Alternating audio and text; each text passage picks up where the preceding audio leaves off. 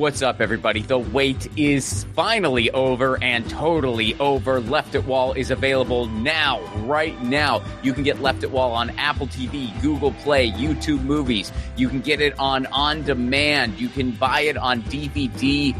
The wait is totally over. Just type in Left at Wall on your search bar on your smart TV, and you can find a bunch of ways to get it. You can watch it now. Again, that's Left at Wall, wherever you get your movies.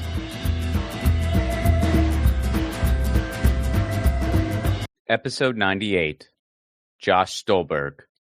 Josh Stolberg is a screenwriter and director. The Saw franchise, Avatar, Piranha 3D, and that's just barely tipping the iceberg of his extensive resume. He has a new podcast called Darren and Josh Make a Movie. It's a must listen for any writer / filmmaker / creative. Please welcome to the show, Josh Stolberg.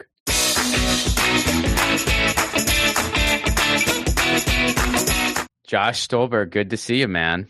Yo, Ron, what's up, buddy? How are you, man? Good to see you, dude. Thanks so much for doing this. I'm excited to talk to you. Big fan of your podcast, which I'm sure we'll be talking about more throughout. But yeah, I highly recommend. I appreciate it. Absolutely, dude. But we're going to start at the beginning. Ooh. Yeah. I want to know where you I was up. 5 pounds, 3 ounces.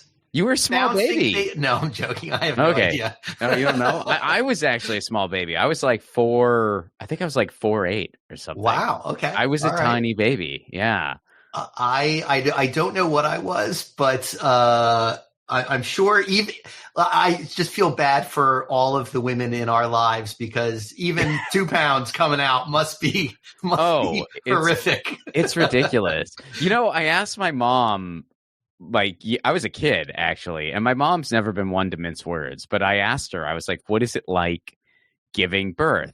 And she just looked at me and she goes, you know, like the hole in your penis? And I go, yeah. And she goes, imagine. I'm familiar. Yeah, right. Like, I've heard of this. And she goes, imagine squeezing a banana out of that. And I was like, oh my God. I mean, I couldn't eat a banana for a couple months, first of all. And also, I was like, Jesus. Oh my God. So I for years just assumed that's what it feels like. And it very well may. Although I don't know how my mom would know what that feels like. Yeah, exactly. So I guess we'll never know. But that was, she thought that was like the best point of comparison to tell her 8-year-old. Who liked bananas at one point and now no longer does. You know, it's interesting. My mom hates bananas. So maybe that was like her way of trying to get me on the team. But I like bananas. I love it. So where'd you grow up? After you were born, and we don't know how much you weighed. Yeah, don't know how much I weighed. I was born in South Carolina and was there for all of about 3 weeks, and then we moved to New Jersey. I grew up until I was in 4th grade in a place called Englishtown, New Jersey, and I still have many friends from the old block that I still am in regular contact with because my parents were still friends with their parents. And then I moved, we moved down, to Sarasota, Florida, which is on the Gulf Coast right below Tampa Bay. And that's where I grew up. That's where I spent, that's all of the memories of my childhood. And had a really, really great childhood. Don't have, much bad to say about it. I had one of those just kind of, I was a really good kid. I tried really hard to follow rules and do what I was supposed to do. But it's there where I kind of found theater, starting, I think my first performance was as a tube of Crest toothpaste in the 4th grade talent, show. And I still have the costume for it in my garage.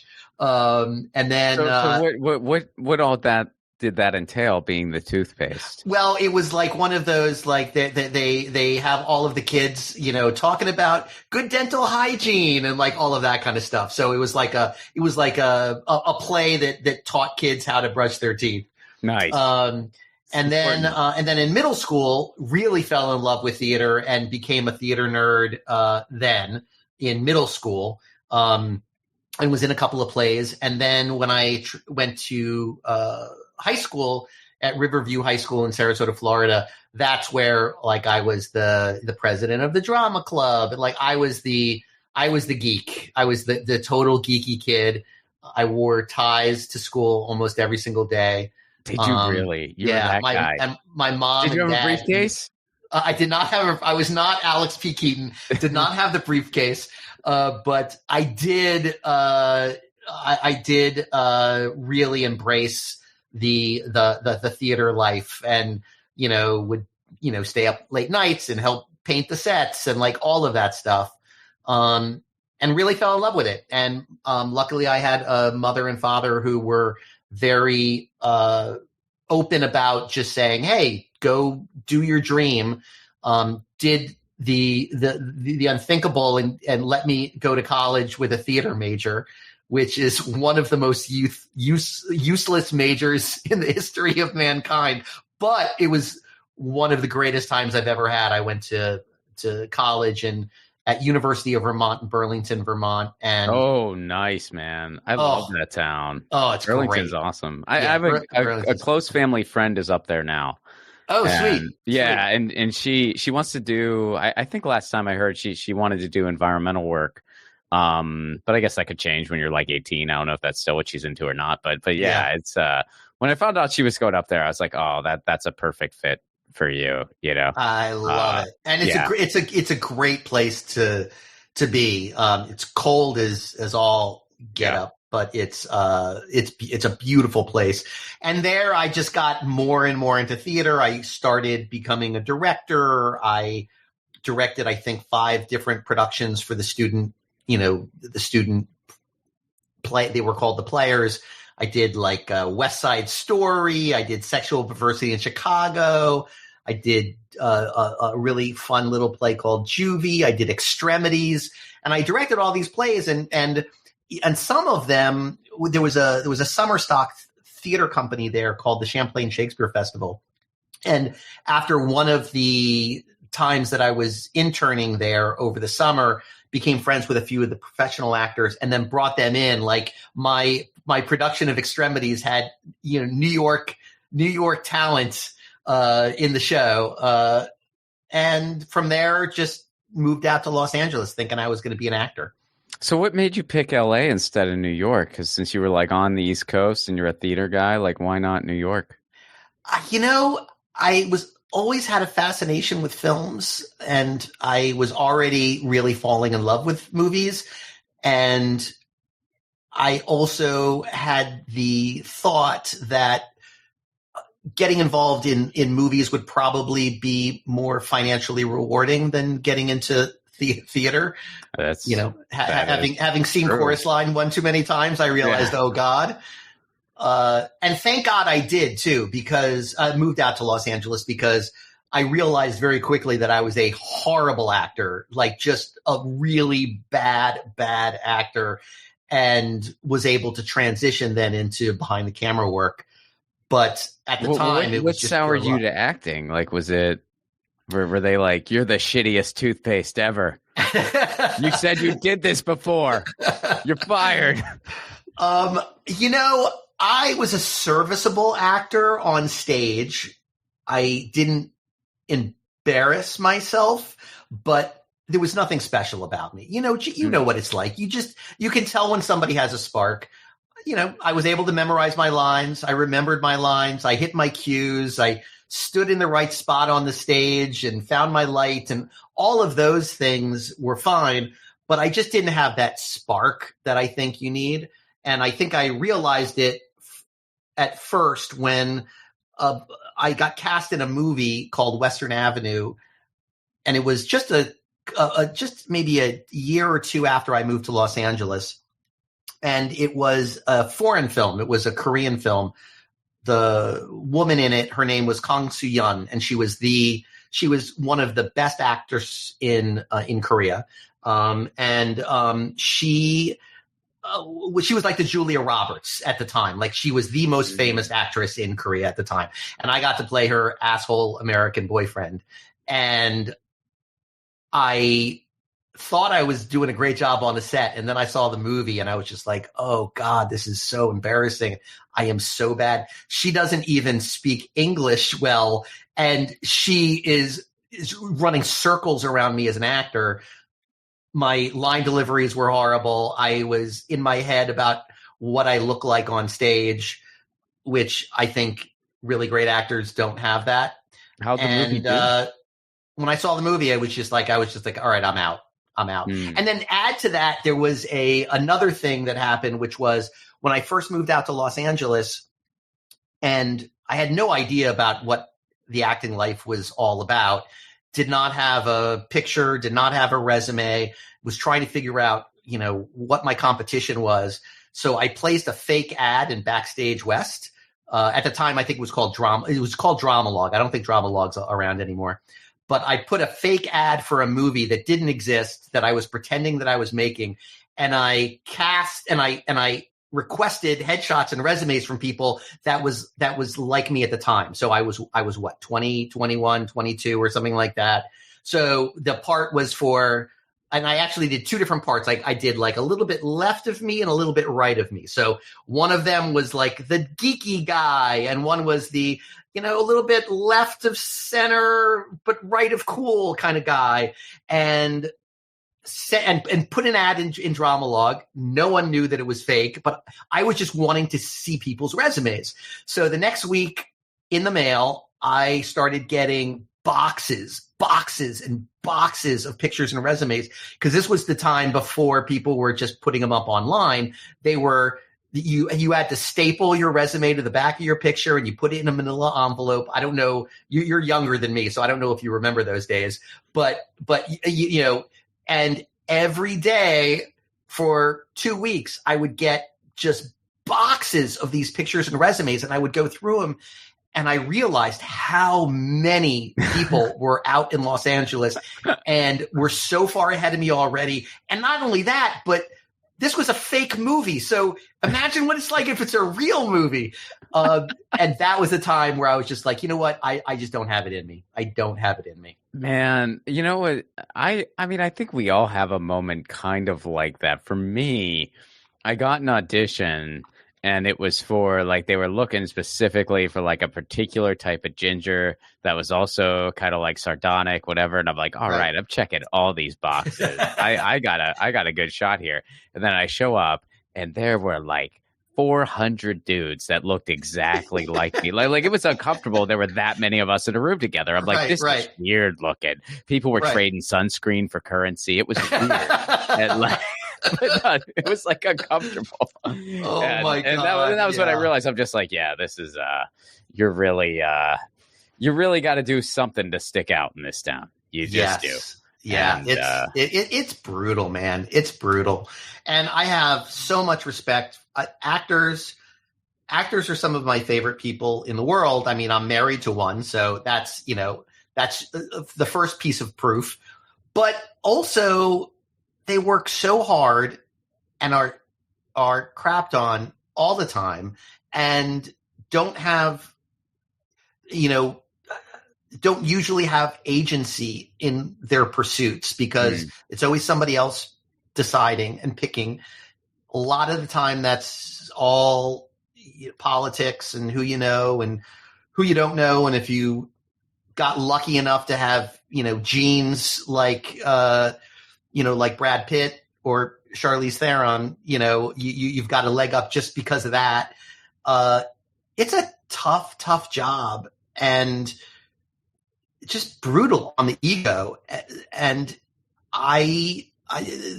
what you do is just, it's pretty remarkable. And then plus you've got the whole comedy side too, which is just insane to me. Somebody standing up with a microphone and just like owning a stage is just, that feels like it feels like it's another animal. Like I don't even understand how somebody has the balls to, or as my wife likes to say, has the vagina to go up there and do something like that. It's a lot of fun. Well, you know this because you did come out and see Termination Fee, which thank you, by the way.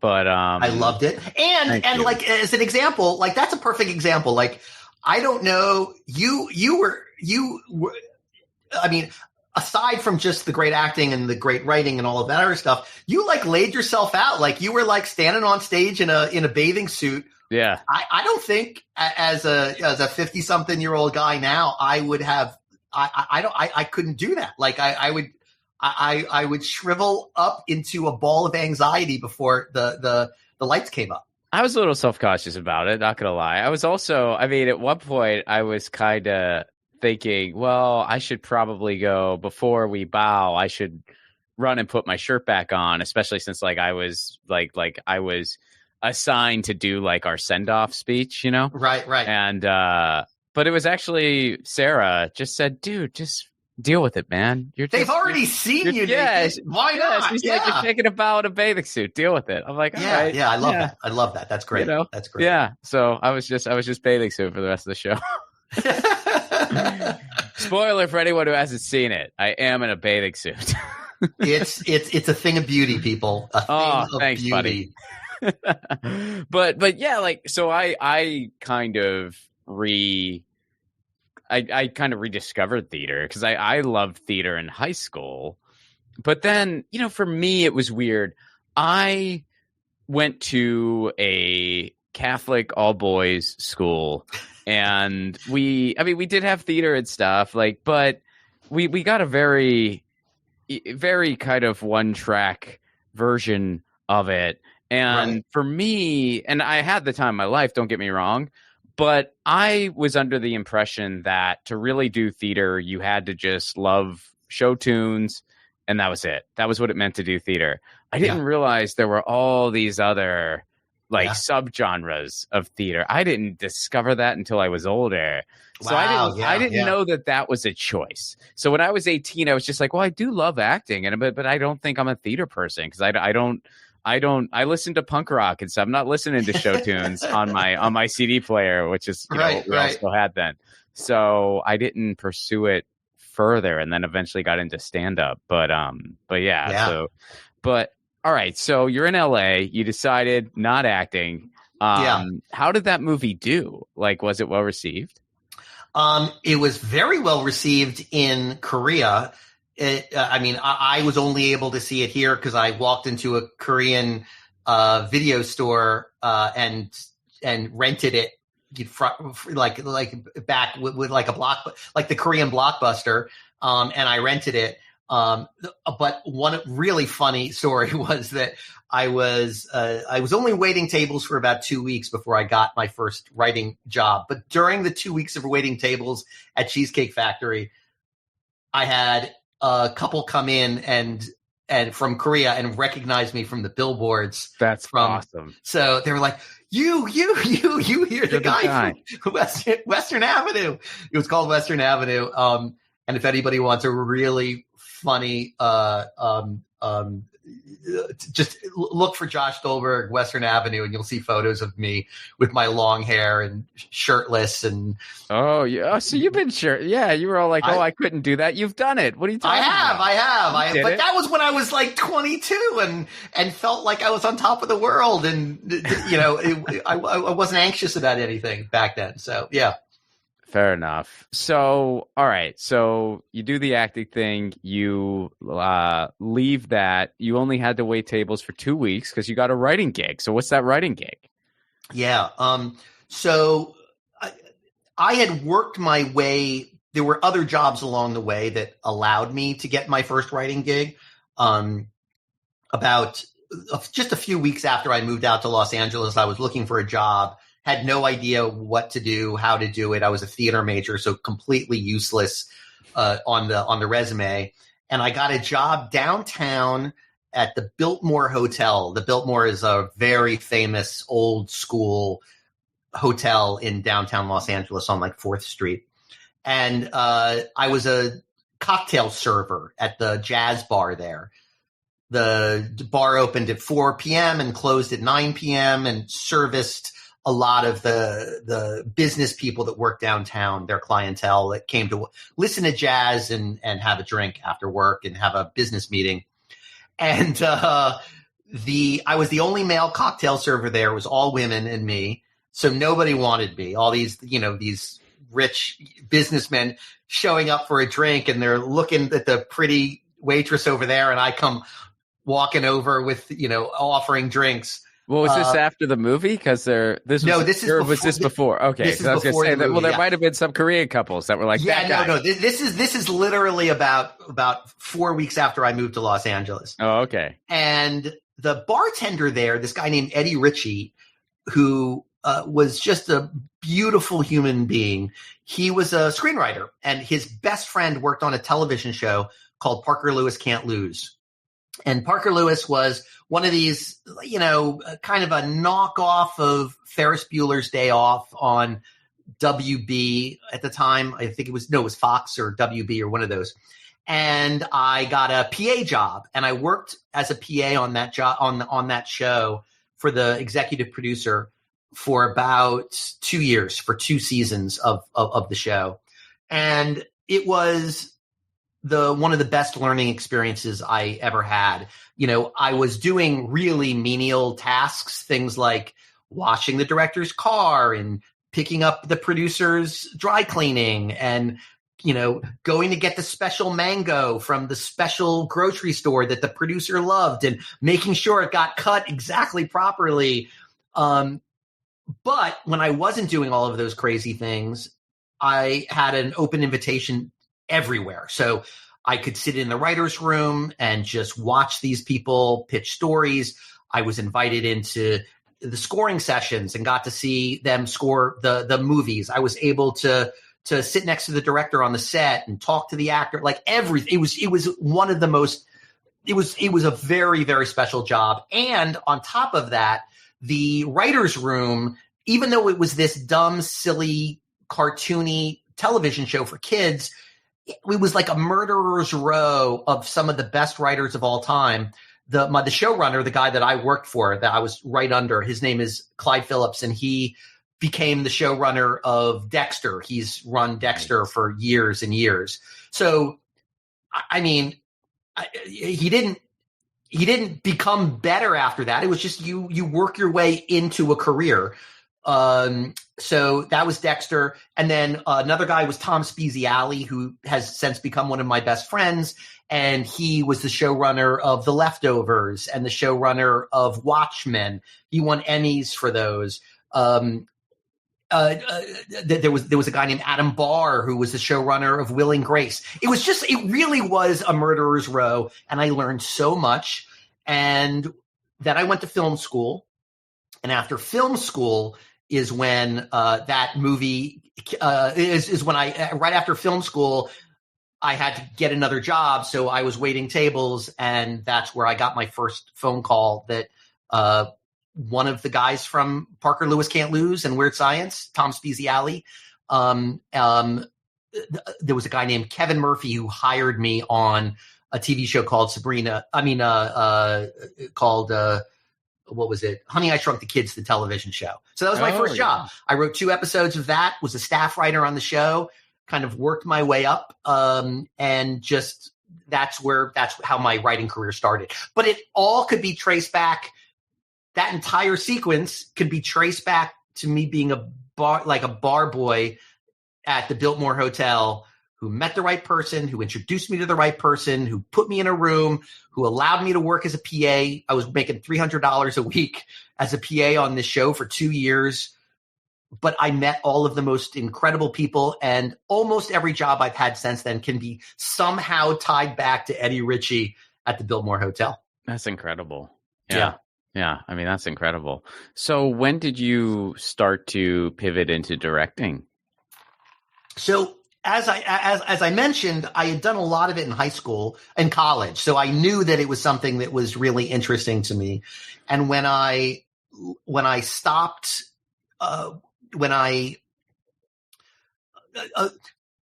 knew it was always interesting to me. And when I stopped acting, when I decided I was not going to be an actor anymore, I wanted to be a director. But as you know, and as a lot of your listeners might know who are involved in the industry, you can't just say, oh, I'm a director now, especially in those days where there was no digital cameras. There was nothing it was impossible. You would have to, you needed hundreds of thousands of dollars to make a film in any kind of a real way. So that's how I transitioned into writing. Was I realized I could not just walk into a directing gig, but I was kind of taking a page out of Sylvester Stallone's storybook, where he writes a script, everybody wants it, and he says, all right, you can have it, but I get the star in it. And I felt the same way about directing. Like, all right, you can have it, but I get to direct it.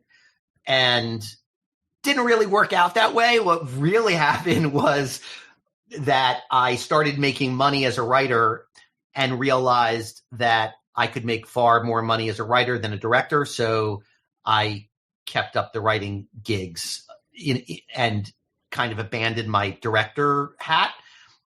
Even though over the course of the last 30 years, I've directed, I think now 7 movies, but they're all small, little independent kind of things, or throwaways,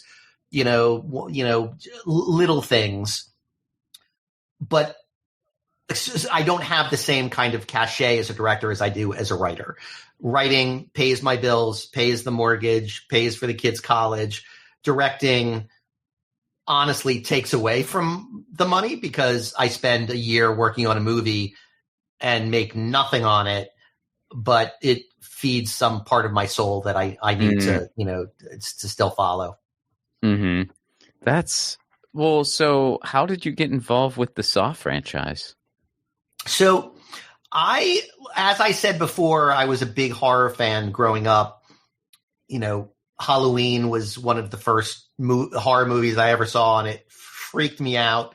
Still remember sitting behind the babysitter's couch as she was sitting with her boyfriend, supposed to be watching me, and making out on the couch. And I was like looking up over the couch at the film playing behind them, ignoring them kissing in the foreground, and just watching Michael Myers kill people in the background. So she didn't know you were watching the movie? No, she had no idea. She had no idea. So I was always in love with it. But the beginning of my career, I was writing the dorkiest kid stuff ever. It was Honey, I Shrunk the Kids, the TV show, Sabrina, the animated series, this show called So Weird, which was like Kids X-Files. It was the best one was Avatar: The Last Airbender. I got to write the first couple of episodes of Avatar: The Last Airbender for Nick. But it was still, even though there was a little bit of money involved and I was finally working as a real writer, it was not moving the needle in my soul. It was not scratching that itch of creativity, because it's Honey, I Shrunk the Kids, the TV show. It's like, whatever. So there was a guy that I knew, that I had met, that owned the rights to Piranha, the original Piranha movie. His name was J. Todd Harris, and I loved. He was a good guy. I had met him. I was brought in for another project, and I found out that he had the rights to Piranha. So I go to him and I say, "Hey, listen, I know you're never going to hire me to write Piranha, the movie, because you're looking at spec samples of me writing, Sabrina the animated series. But do me a favor." Just don't do anything with it for 4 weeks. Just don't give it to somebody else. Don't sell it. Give me 4 weeks and let me write a spec script for Piranha. And I'll give it to you. And if you like it, then we can turn it into Piranha. And if you don't like it, I've got a useless spec script called Killer Fish, and then you can go on and make your Piranha movie, and I won't touch my Killer Fish script until you're done with yours. But it was my way in to writing my first horror movie. I teamed up with a friend of mine from college named Pete Goldfinger, who was Officer Krupke in my West Side Story and in college. And I think, would you say that's the most fun gig in West Side Story? Oh yeah, 100%. And you don't have to sing either. You don't have to sing. So he had been a writer in college, and I knew he was a writer, and I was like, all right, well, let's do this together. So we wrote the spec script for Piranha. At the time, it was not a 3D; it was just Piranha. And our big idea, we knew we needed a big idea and a big way in. So, and that's kind of how I've made my career as a writer for many, many, many years, or just coming up with big ideas to sell. And this one was, what if piranhas were in the water at spring break at Lake Havasu? And it's just such an easy marketing piece. Yeah, like you just see it, you're just like, oh, of course. All of the people I hate that are getting drunk on Lake Havasu during spring break, let's throw piranhas in the water. And I was going to say, when you mentioned the location, I was just like, well, I think if that was happening, Trump wouldn't have become president this time. Yes, exactly. Oh my God, yes. Yeah. So we wrote the spec, they read it, and they said, all right, let's make this into Piranha 3D. So that's how I kind of broke into horror. But while I was doing that, I was also writing other things. I've got 3 or 4 different writing partners. I was writing partners with a woman named Monica Johnson, who unfortunately is no longer with us, but she was sort of my mentor. And I wrote the very, very first script with her outside of my kids' stuff. She was Albert Brooks's writing partner. Wow. For years. So she co-wrote Mother, The Muse, Lost in America, Modern Romance, like all of his best films. She was a co-writer on that. And at one point they broke up. They just couldn't get along anymore. They broke up, and my manager happened to represent her. So he put us together. We wrote a script, and it was the first script that sold. It was the thing that you dream about as a kid. If you're dreaming of being a writer, we sold it for like $1 million. And it broke me into the industry. And this was before Piranha. So I worked with Monica for a little while, and I wrote with Pete for many years. I work with Pete on all of my horror stuff is all Pete. And then I've got another writing partner, a guy named Bobby Florsheim, who I do a lot of the comedy stuff with. And that's the one that I've sold the most pitches with big kind of stars attached. And unfortunately, most of them don't get made. The only one that did get made was Evan Almighty, and I lost credit on that. So my name's not even on the movie, but it paid for my first car. Happened, oh yeah, sure. Okay. So Bobby and I wrote. We were trying to figure out. We had just written a script called The Last Rites of Steve Guttenberg, which was a very, very, very, very dark, twisted take on Steve Guttenberg's career, where he started off so strong, making Diner and like all of these amazing movies, and then he's doing Police Academy 6. So he played himself in the movie, and we just kind of mercilessly made fun of his post Diner decisions for acting. He read it, he loved it, he wanted to be involved in it. Like it was great, but we just couldn't sell the project because it was. I mean, that's an indie niche kind of idea. So we walked around the block a few times, Bobby and I, and we're like trying to think of like reverse engineering the biggest movie of all time. So, and the first idea we had was a universal remote control clicker that you can use on life. So you can fast forward, pause, move back. And we started brainstorming ideas for that. We had an outline all figured out, and then Adam Sandler announced he was making Click, and we were like, all right, at least we know we're in the right. At least we knew we were in the right ballpark, though, because we were like, all right, if Hollywood's making the movie we were outlining, then we're in the right ballpark. So the next idea was God goes to somebody and says, build me an ark. And it was going to be an ark story where a guy builds an ark in his backyard and has to gather all the animals and all that kind of stuff. We spent a few months on the script and went out with it. We went out with it on a Monday afternoon. And by Tuesday morning at like 7 a.m., my lawyer called me and he's like, stay by your phone. It's going to be a big day. And by Tuesday afternoon, the script was sold. It was a 7 studio bidding war. Oh my God, dude. We sold the script for 1.5 against 2.5 million. And it was the greatest day of my life.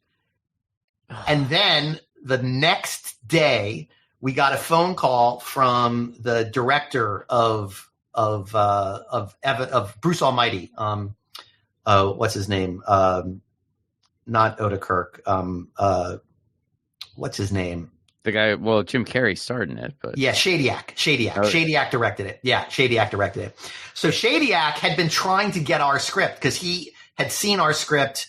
Somebody had sent it to him and said, "Hey, you got to check this out." Which is how, I've never had a 7 studio bidding war again in the next 25 years of my life. So it really is like one of those once in a lifetime, things. But Shadyac read it. I mean, you work really hard to get that once in a lifetime, though. For many people, it's not in a lifetime. I can't take credit for it, but thank you for saying that. That's a nice thing to say. But Shadyac was in the bidding for it, so he called us at some point on Tuesday and said he wanted the movie. He wanted to make it for, I believe at the time it was Sony. He wanted to make it for Sony. But he could only get Sony to go up to $2 million for it.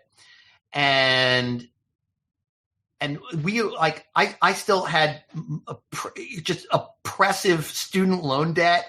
And I was, I just had a kid. I was I needed a job, and the other studio offered 2.5. So you're talking about $500,000 on the table that he was saying, "Hey, just walk away from that and we'll make this movie together." We decided we would take the extra money instead.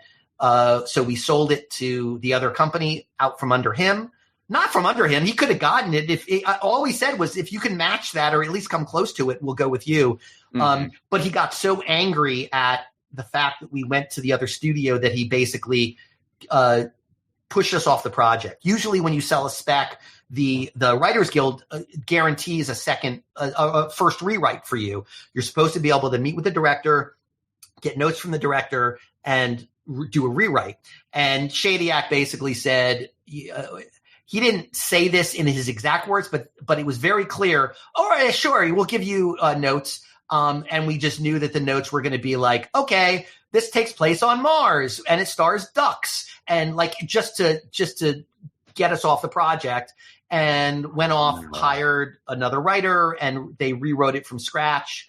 And it's a long, boring story about how we lost credit on it, but it was so vastly different in every piece of dialogue and set piece when he did the rewrite, because he was turning it into Bruce Almighty 2.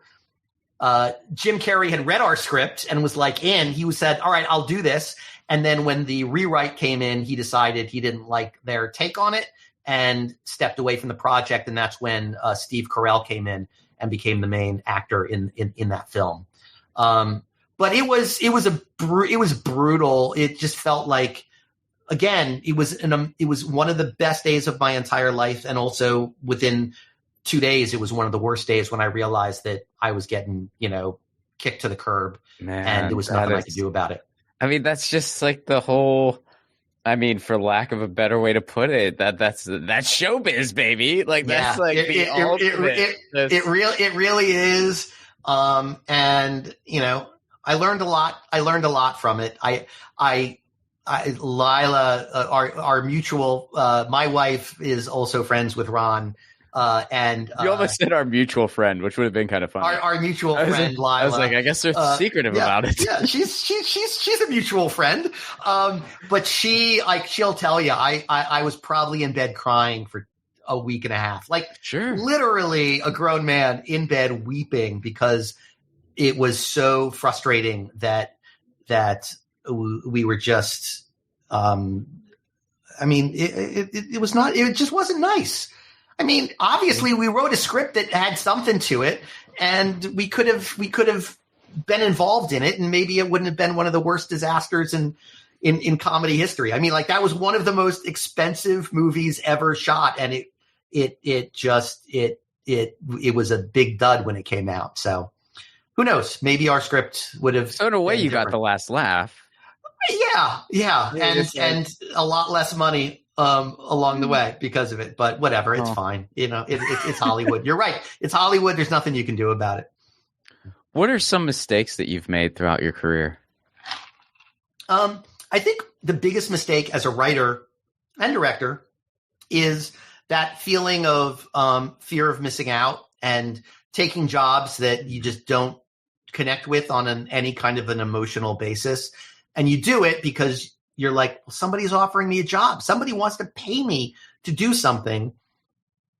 So there was and there still is, it's still a big problem, is that especially as a director, I'll take jobs as a director that I probably shouldn't take because there's no way that movie is going to be good and it's not going to help my career at all. But I just love being on a set and working with actors and all that. So I'll take those jobs.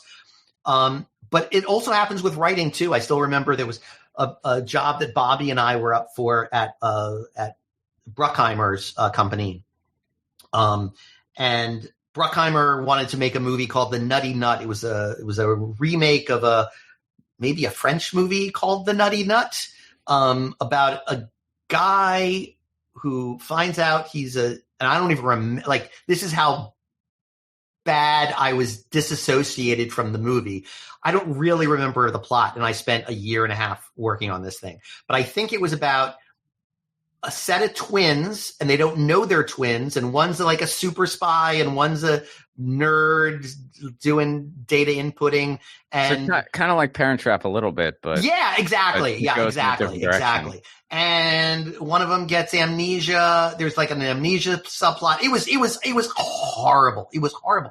But Bobby and I were walking into Jerry Bruckheimer's office, and Top Gun changed my life as a kid. I love that movie so much, and here's the guy from Days of Thunder, like all of these movies that I loved.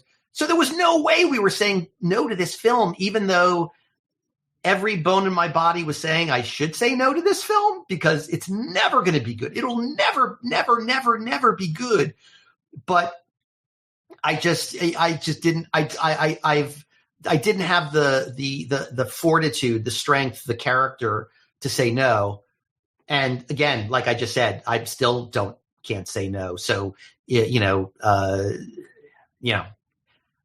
So I would say that's probably one of the biggest mistakes I've made in my career. And then there's other little things. Like I remember Bobby and I sold this pitch called Manwich, which was it was at Warner Brothers. We sold it with Todd Phillips.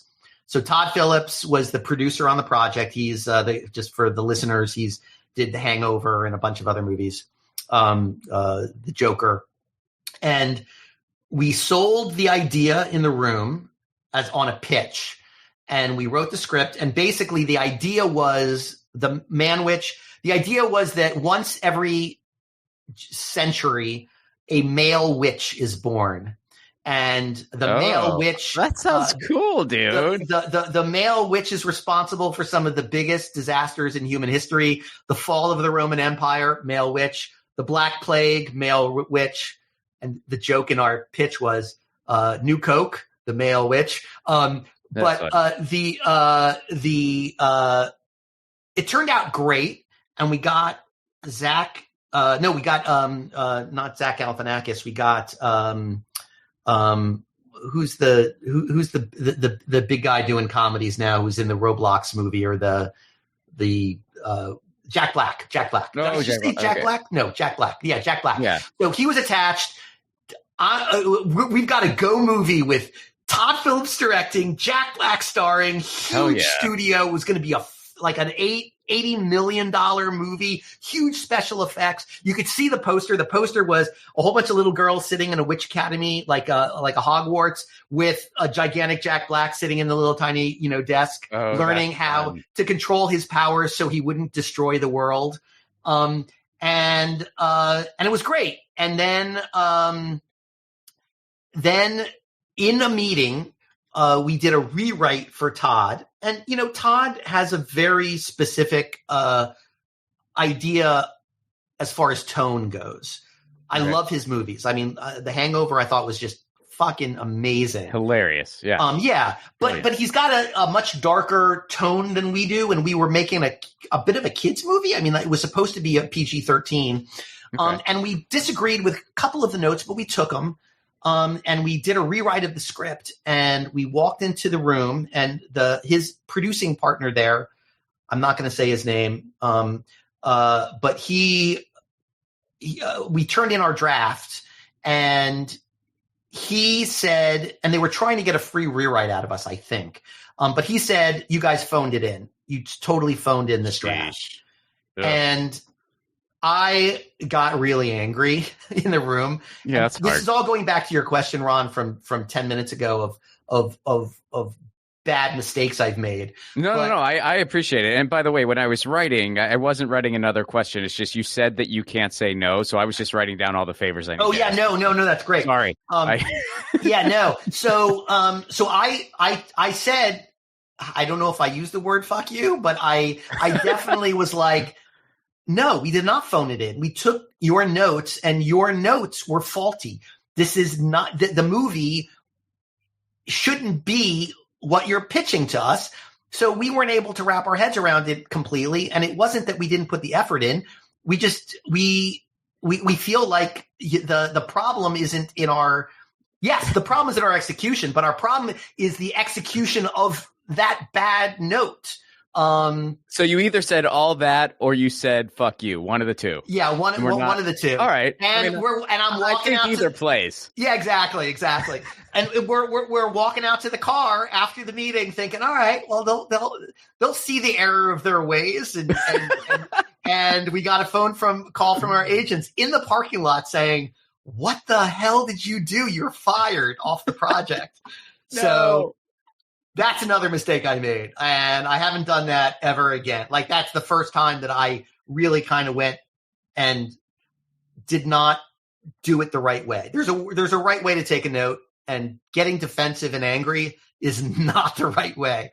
And I've tried really hard not to ever do that again. And I'll bite my tongue, take a bad note, go away, think about it, and think of a good way of responding as opposed to just flying off a handle and getting angry. But it is what it is. Well, it's a tough line to walk, man. I mean, especially at your level, because it's just, you know, the reality of the business is people are going to have notes and people are going to want certain things. And it's good to, you know, not get married to these things unless it's something you're just going to make, you know, like, which it's fine to have those. I mean, that's why we need those projects, right? Yeah. But like on the same note, on the other side of it is, you know, nobody likes the soup until they get a chance to piss in it. So sometimes, like, they are just destroying everything.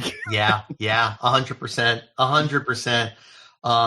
Which is why a lot of times I try to work with the same directors and producers that I have great experiences with, because they are so far, they don't happen often, those relationships. You know, it's usually a work for hire, and you're making things work, but every once in a while you find a producer that you love or a director you love. I worked on this project, an adaptation of a book called The Spellman Files, and got to work with this woman named Laura Ziskin, who ran Sony Paramount for a while, Sony for a while. She had a huge production deal there.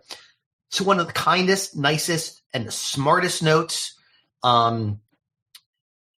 And it's those kinds of people that you really want to try to find a way to be in bed with, because they are the ones that are going to push the football down the field and make fewer errors along the way. Well, let me ask you an industry question, man. Yeah. I got to ask. I ask everybody, especially in your shoes, this question: where do you think things are going in LA?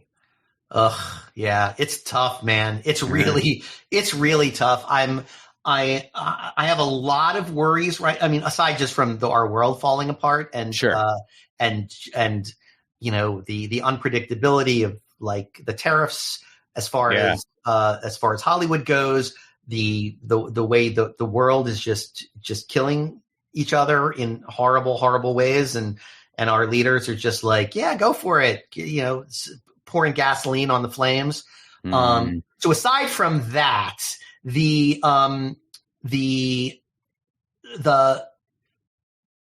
aside from that, I feel like there are a couple of issues that are really plaguing Hollywood right now. One, I think, is AI is really hurting. I got a set of notes on a script the other day, and they didn't even have the decency to change the formatting of Chat AI before they sent them. Oh God, they gave you ChatGPT notes? Yeah, 100%. Oh my God. Didn't change it. Like literally uploaded the script into ChatGPT and said, "Give me coverage on this and tell me what's wrong with the script." Oh my God. It's absolutely horrible. And that doesn't even So now ChatGPT will be able to scrape that script though. That's other thing. Like they shouldn't be allowed to fucking do that. Yeah. No. And there's nothing stopping them. It's a PDF. They can upload it into the system, and my script is now floating around the ether on that. God, and getting stupid ass notes from ChatGPT. I'd rather take, the notes from the Manwich meeting than the notes from ChatGPT. You can't. ChatGPT doesn't care if you tell it to fuck off. Yeah, exactly. You need a human to tell it to fuck off. We all do. And if the human is writing into ChatGPT, tell me what's wrong with this script. That's all the chat is gonna come back with. Yeah, no compliment sandwich here. Yeah, because you could put the exact same thing to ChatGPT and say, "Hey, tell me everything that's great about this script," and it'll come back and say, "That's the greatest script I've ever seen. It's the next Avatar." So all right, so that's a problem, and then also it's a problem on the creation side where people are, I think, not they're using this thing that has never had an original thought in its life because it's only culling from everybody else. So yeah, it can synthesize a lot of different stuff, but you're never going to create something like a Tarantino script with ChatGPT. It's just never going to happen. Why would you fucking want to? I mean, that's what bums me out so much about the whole thing. Like there's certain, whenever people, because there's different tools out there that are amazing. Yeah. That are like, that can really say, and there's ways to use these tools to like expand your thinking, like make it challenge your ideas, tell it who it is, and then make it challenge you. You know, like, hey, I'm looking for you're the best podcast marketer in the country, and I'm trying to get more views on this. What do you think? I mean, and then just like go back and forth. There's ways to use these tools constructively. Yeah. And yet we're like, how could we use this for surveillance and to destroy creativity? Like, well, why the fuck do you want to do that? Yeah, I agree, man. I totally agree. Totally. Yeah. So moving past Chappie Cheap for a second and just about the industry in general, I'm mixed. Like there are things that I'm really excited about. I am not scared of the move to making the process something that everybody can enjoy. The fact that you can create movies on an iPhone and be somebody that lives in the Midwest with no connections and no ability to get a script into a Hollywood studio, you can make a movie on your iPhone for almost nothing and post it on YouTube, and the world could find it. Like the world could find your YouTube video. I was just talking about this on my podcast just yesterday because that's exactly what happened to one of our guests. Was YouTube thing blew up and he found his way into the industry because of it. So I love the democratization of filmmaking. I think that's a really positive step. Get rid of the gatekeepers, get rid of the people that are not, they don't have the ability to think outside of making the dollar. And let audiences find material that means something to them, even if it's on a smaller basis. Yeah, you don't have, the 5,000 screens that Jurassic Park Rebirth has, but you're making something that means something to you, is idiosyncratic to you, and you're able to get it out to the world. And I love it. So I'm really excited about that. The thing I'm not excited about that's tangentially related to it is that everyone's salaries is in a free fall. Yeah. Because there's so many channels, there's so many creators, there's so much of that, where in the olden days, like I told you about my big spec script sale, those sales don't really happen anymore unless there's a gigantic IP involved. Like we wrote an original spec script, no IP, no anything, and had a 7-studio bidding war. That doesn't happen anymore, I don't think. At least not that I'm seeing. So, in closing here, plug away. Where can people find out more about you? Mention the podcast, because I'm a big fan. I love your guys' podcast. Dude, I saw your review on the Apple Podcast thing, and I really appreciate it. As you know, those things go a really far way. While we're here, if you're listening to Ron's show, you should go onto Apple Podcasts and give it a nice review, because it really does help goose the search engines. So I can be found at my name, which is on the screen right now, but it's Josh Stolberg, across all platforms from X to Instagram to TikTok to all those. I don't really use TikTok, but I'm on there. But the thing that I really want to plug is I started a podcast with a good buddy of mine named Darren Bousman, who is the director of Saw 2, which is my favorite Saw of all of them. Saw 2, Saw 3, Saw 4. I met him on Spiral. We did the Spiral Saw together, which was the Chris Rock, Sam Jackson movie.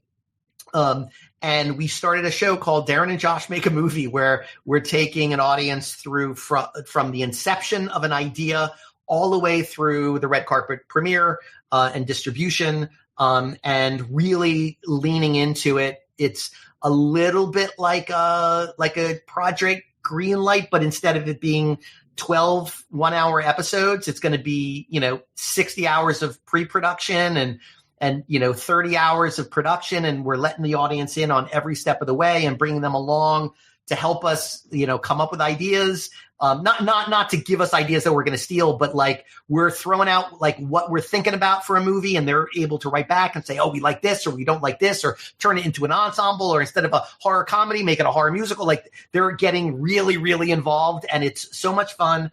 We have a video version of it on YouTube. Just search for Darren and Josh Make a Movie. And it's also available on all of the podcasting platforms, as well as an ears only audio. I'm having a great time, and it's fun. And thanks for letting me plug it. I really appreciate it. That's a fantastic show, man. I've been enjoying it. And thanks so much for doing this. I am so happy. I loved I loved seeing your show a couple of weeks ago. I'm really, really, really happy. It's always nerve-wracking to go in to see a friend's show at a black box theater, and you're just like, oh God, I really hope I can make it through this. And I thoroughly enjoyed it, and it was so well written and so well acted, and it was a blast. I had a great time. It was fun. That was Josh Stolberg. Check out all of his movie. He does not need me plugging those movies. You know work that he's done. But I will mention the podcast. Again, that's Darren and Josh Make a Movie.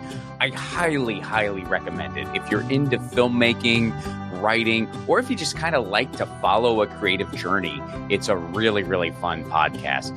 Check it out. Music for the 1000 podcast is provided by Andrew Saxon. Be sure to check out his podcast, the Baywatching Podcast, wherever you get your podcast. Leave us a 5-star review, would you? This is still a very new show in the scheme of things. Every 5-star review helps. Spread the word. Make sure you're subscribed if you get it on YouTube, and make sure you're subscribed wherever you get your pods if you get this elsewhere. If you want to support this show on the sustainability end, you can do so over patreon.com/Ron Placone.